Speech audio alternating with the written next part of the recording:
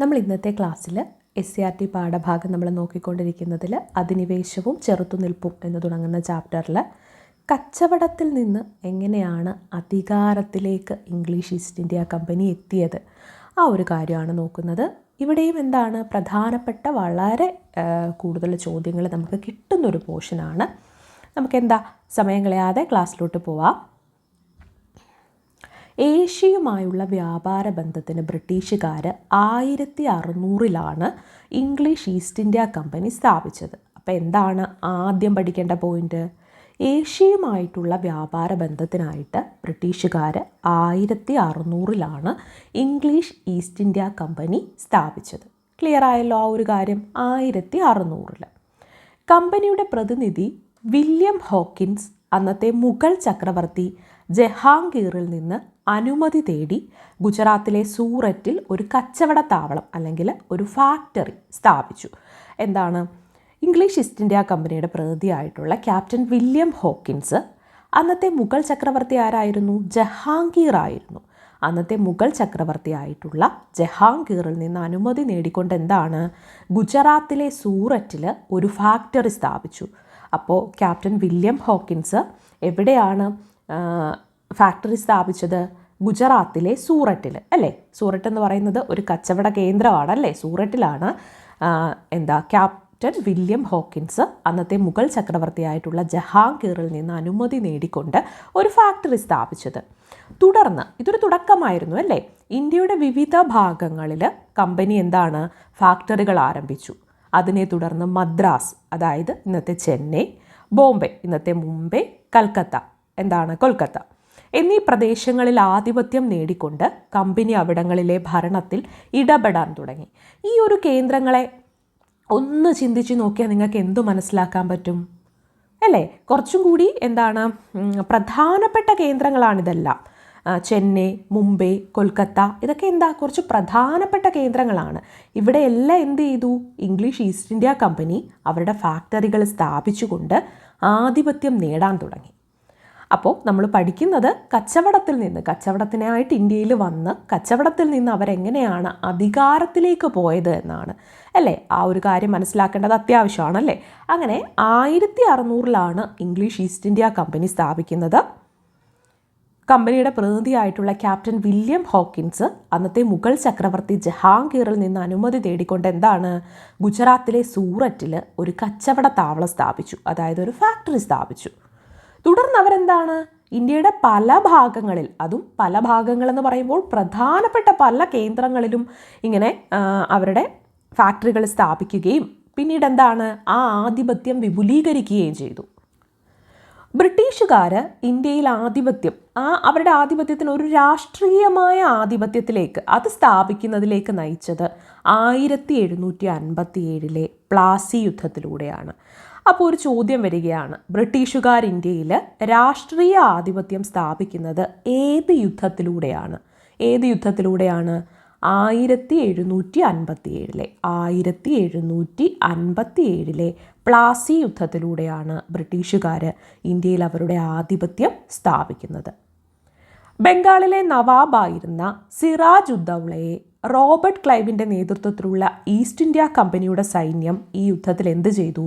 പരാജയപ്പെടുത്തി. അപ്പോൾ ബംഗാളിലെ നവാബായിട്ടുള്ള സിറാജ് ഉദ്ദൗളയെ റോബർട്ട് ക്ലൈവിൻ്റെ നേതൃത്വത്തിലുള്ള ഈസ്റ്റ് ഇന്ത്യ കമ്പനിയുടെ സൈന്യം ഈ യുദ്ധത്തിൽ പരാജയപ്പെടുത്തി. ബംഗാളിൻ്റെ ഭരണം പിടിച്ചെടുത്തത് ബ്രിട്ടീഷുകാർക്ക് ഇന്ത്യയിലെ മറ്റു പ്രദേശങ്ങൾ തങ്ങളുടെ അധീനതയിൽ കൊണ്ടുവരുന്നതിന് സഹായകമായി. അപ്പോൾ ബ്രിട്ടീഷുകാരെങ്ങനെയാണ് ഇന്ത്യയിൽ അവരുടെ രാഷ്ട്രീയ ആധിപത്യം സ്ഥാപിക്കുന്നത് എന്ന് നോക്കിയാൽ അത് 1757 പ്ലാസി യുദ്ധത്തിലാണ്. ബംഗാളിലെ നവാബായിട്ടുള്ള സിറാജ് ഉദ്ദൗളയെ റോബർട്ട് ക്ലൈവിൻ്റെ നേതൃത്വത്തിലുള്ള ഇംഗ്ലീഷ് ഈസ്റ്റ് ഇന്ത്യ കമ്പനിയുടെ സൈന്യം എന്ത് ചെയ്തു? ഈ യുദ്ധത്തിൽ പരാജയപ്പെടുത്തി. അങ്ങനെ ബംഗാളിൻ്റെ ഭരണം പിടിച്ചെടുക്കുകയും ബ്രിട്ടീഷുകാർക്ക് ഇന്ത്യയിലെ മറ്റു പ്രദേശങ്ങൾ തങ്ങളുടെ അധീനതയിൽ കൊണ്ടുവരാൻ ഇത് സഹായകമാവുകയും ചെയ്തു. കാർഷിക സമ്പന്നമായ ബംഗാളിലെ ഭൂനികുതി കൊണ്ട് ബ്രിട്ടീഷുകാർ സൈനിക ശക്തി മെച്ചപ്പെടുത്തുകയും രാജ്യത്തിൻ്റെ ബാക്കി ഭാഗങ്ങൾ കീഴടക്കാനുള്ള പണം സ്വരൂപിക്കുകയും ചെയ്തു.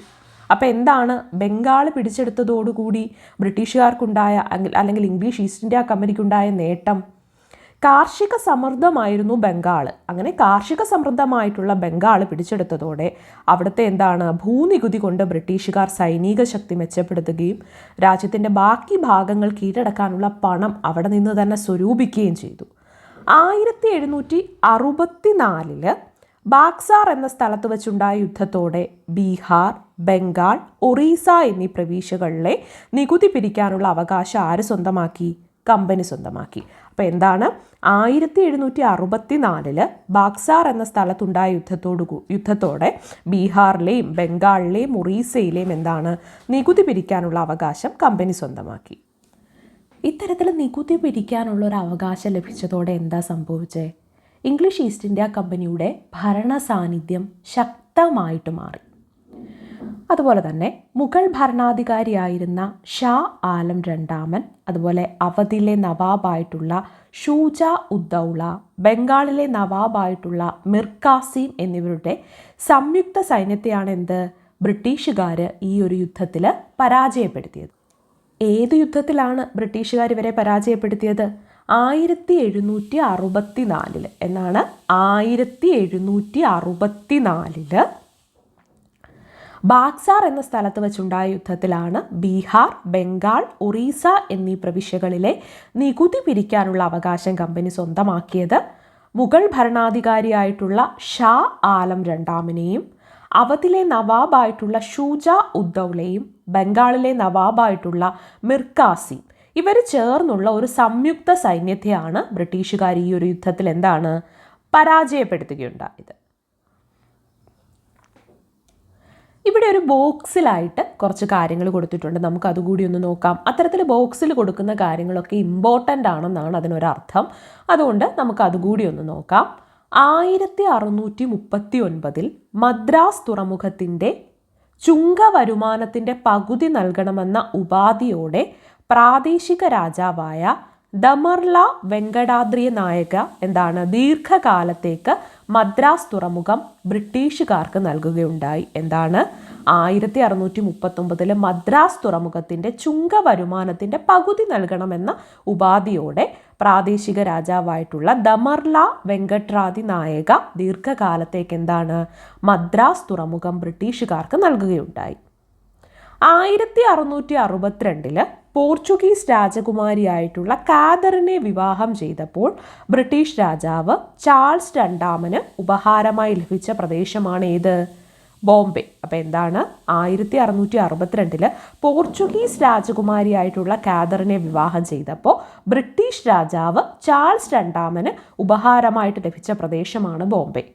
ഒന്ന് നോക്കിക്കേ, ബ്രിട്ടീഷുകാരനായിട്ടുള്ള രാജാവ് പോർച്ചുഗീസ് രാജകുമാരിയെ കല്യാണം കഴിച്ചപ്പോൾ നമ്മുടെ ഇന്ത്യയുടെ പാർട്ടായിട്ടുള്ള പ്രദേശമാണ് ഉപഹാരമായിട്ട് കൊടുത്തത്. കാരണം ഇവിടെ കച്ചവടത്തിനെത്തി ഇവിടം സ്വന്തമാക്കിയിരിക്കുകയായിരുന്നു വിദേശ രാജ്യങ്ങളെന്നുള്ളതിൻ്റെ ഏറ്റവും വലിയൊരു നിങ്ങൾക്ക് മനസ്സിലാകുന്നൊരു തെളിവാണിതല്ലേ.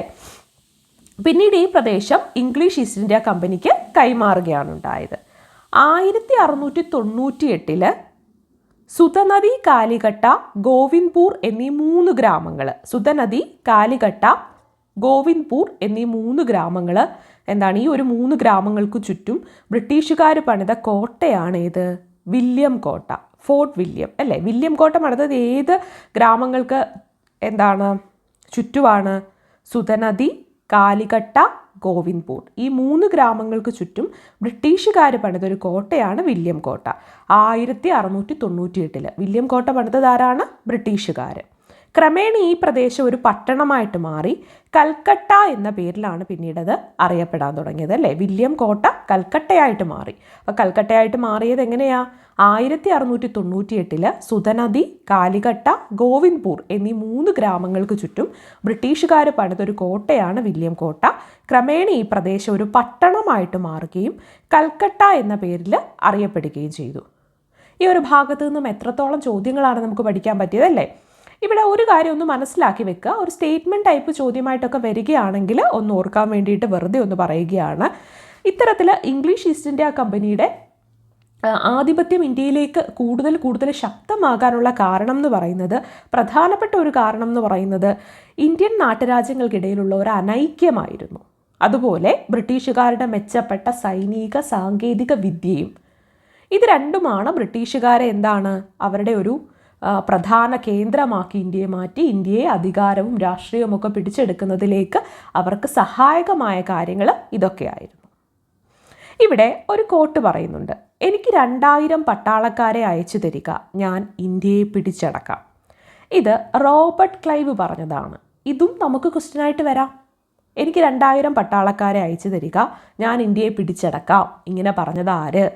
എന്നിട്ട് എന്താണ്? William Hawkins, Robert Clive. ഇങ്ങനെ 3-4 ഓപ്ഷൻസ് നമുക്ക് തരികയാണെങ്കിൽ റോബർട്ട് ക്ലൈവ് ആണ് പറഞ്ഞത് എനിക്ക് 2000 പട്ടാളക്കാരെ അയച്ചു തരിക, ഞാൻ ഇന്ത്യയെ പിടിച്ചടക്കാം. ക്ലിയർ ആയോ? SCERT പാഠഭാഗങ്ങൾ എത്രത്തോളം നന്നായി പഠിക്കുന്നോ അത്രത്തോളം നിങ്ങൾക്ക് മാർക്ക് കൂടുതൽ സ്കോർ ചെയ്യാനായിട്ട് സാധിക്കും.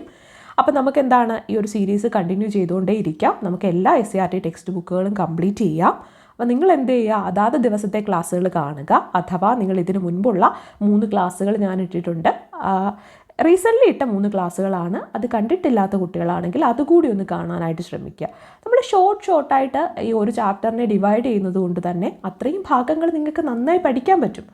അപ്പോൾ നിങ്ങൾ എന്ത് ചെയ്യുക, കൃത്യമായിട്ട് ക്ലാസ്സുകൾ അറ്റൻഡ് ചെയ്യുക. നിങ്ങൾക്ക് പറയാനുള്ള കാര്യങ്ങളൊക്കെ പറയാനായിട്ട് ശ്രമിക്കുക.